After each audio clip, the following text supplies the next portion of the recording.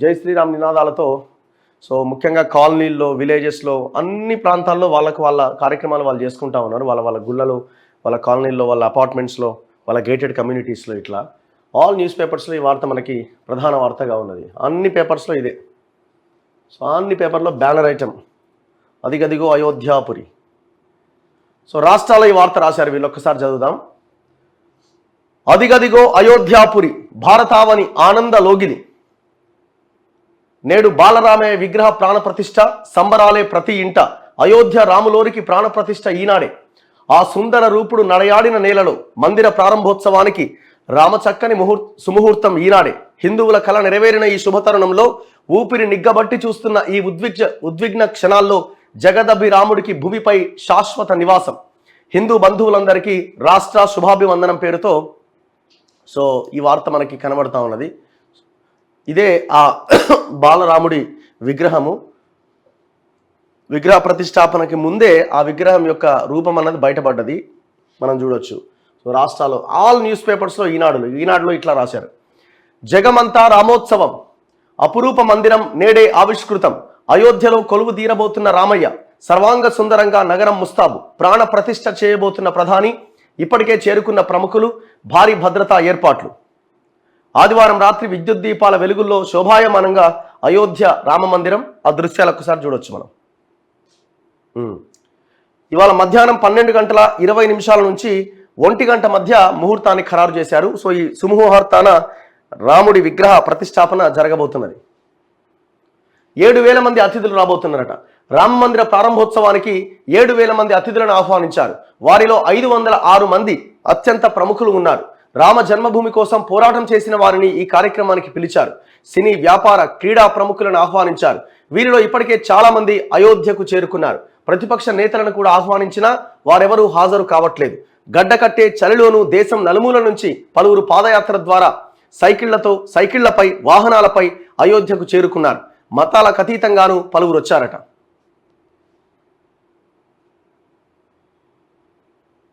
యాభై వాయిద్యాలతో మంగళధ్వని. ప్రాణ ప్రతిష్ఠ కార్యక్రమాన్ని మంగళధ్వని మధ్య నిర్వహిస్తామని రామ జన్మభూమి తీర్థక్షేత్ర ట్రస్ట్ తెలిపింది. సంగీత ప్రపంచంలో పేరున్న విద్వాంసులు మంగళధ్వని కార్యక్రమంలో పాల్గొంటారని వివరించింది. దేశంలోని వివిధ రాష్ట్రాల్లో ప్రఖ్యాతిగాంచిన 50 సంగీత వాయిద్యాలకు ఒకే వేదికపై చోటు కల్పించినట్లుగా తెలిపింది. ఆంధ్రప్రదేశ్ నుంచి ఘటం, కర్ణాటక నుంచి వీణ, తమిళనాడు నుంచి నాదస్వరం, మృదంగం ఈ జాబితాలో ఉన్నాయి. మొత్తం 2 గంటల పాటు ఈ మంగళధ్వని కార్యక్రమం ఉంటుందట. సో ఆ ప్రోగ్రామ్ హైలైట్స్ ఒకసారి మనం చూస్తా ఉన్నాం. ప్రపంచవ్యాప్తంగా కోట్ల మంది ప్రత్యక్ష ప్రసారం ద్వారా ఈ వేడుకను వీక్షించబోతున్నారు. దేశ విదేశాల్లోని ఆలయాల్లో సోమవారం ప్రత్యేక పూజలు నిర్వహిస్తున్నారు. వాషింగ్టన్ DC, ప్యారిస్ నుంచి సిడ్నీ దాకా అనేక ఆలయాల్లో ఓ పండుగలా ఈ కార్యక్రమాలు నిర్వహిస్తున్నారు. దాదాపు 60 దేశాల్లో ఈ కార్యక్రమాలు జరుగుతూ ఉన్నాయి. జగమంతా సంబరంలా, భక్తి పారవస్యం అంబరాన్ని తాకేలా అయోధ్య రామాలయ ప్రారంభోత్సవం సోమవారం అంగరంగ వైభవంగా జరగబోతున్నది. 500 ఏళ్ల సుదీర్ఘ నిరీక్షణ తర్వాత వేల మంది ప్రత్యక్ష, కోట్ల మంది పరోక్ష వీక్షణ మధ్య అభిజిత్ లగ్నంలో ప్రధానమంత్రి నరేంద్ర మోదీ అయోధ్య ఆలయంలో శ్రీరాముడి విగ్రహాన్ని ప్రతిష్ఠించబోతున్నారు. మధ్యాహ్నం 12:20 ప్రాణ ప్రతిష్ఠ కార్యక్రమం ప్రారంభమై 1 గంటకు ముగుస్తుందట. ప్రాణ ప్రతిష్ఠకు వివిధ రాష్ట్రాలకు చెందిన 14 జంటలు కర్తలుగా వ్యవహరిస్తారు. ఈ కార్యక్రమంలో దేశ విదేశాల్లోని అత్యంత ప్రముఖులు, స్వామీజీలు 7,000 మంది పాల్గొనబోతున్నారు. ప్రాణ ప్రతిష్ఠకు ముందు జరిగే పూజాది కార్యక్రమాలు ఈ నెల 16వ తేదీన ప్రారంభమయ్యాయి. ఆదివారంతో ఈ కార్యక్రమాలన్నీ కూడా ముగుస్తాయి. ఇది ఈనాడులో వచ్చింది. సో ఆంధ్రజ్యోతిలో సేమ్ ఆల్ న్యూస్ పేపర్స్లో ఇదే వార్త కాబట్టి ఒకేసారి చదివేద్దాం మనం.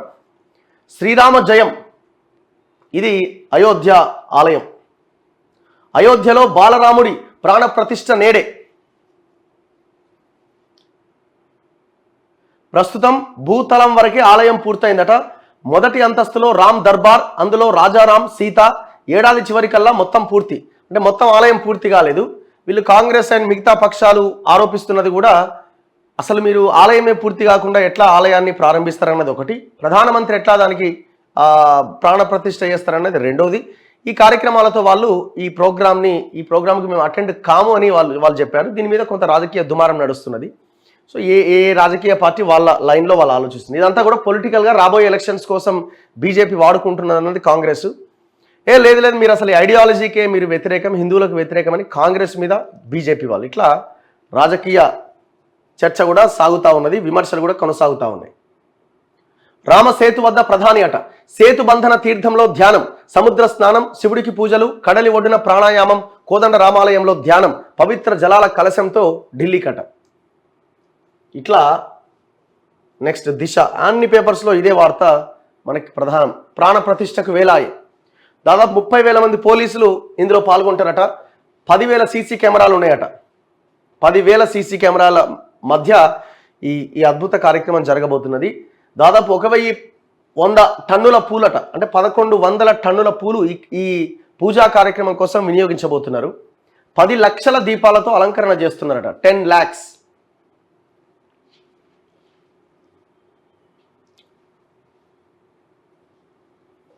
శనార్థిలో కూడా ఇదే, జై శ్రీరామ్, అంతా రామమయం.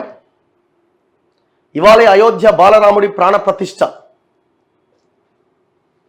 ఆదాబ్ హైదరాబాద్, ఆదాబ్లో కూడా ఇదే వార్త. అయోధ్యాపురంలో అపూర్వ ఘట్టం, జగదభిరాముడికి నేడే ప్రాణ ప్రతిష్ఠ, సర్వాంగ సుందరంగా సిద్ధమైన అయోధ్య నగరం. నమస్తే తెలంగాణ, నమస్తే తెలంగాణలో కూడా ఇదే వార్త రాశారు. అయోధ్య రాముడి అవతరణ నేడే అన్న శీర్షికన ఈ వార్త మనకు కనిపిస్తుంది నమస్తే తెలంగాణలో. ఇదే టెంపుల్ కొంచెం జూమ్ యాంగిల్లో ఈ పేపర్లో ఇట్లా మనకు కనబడతా ఉన్నది.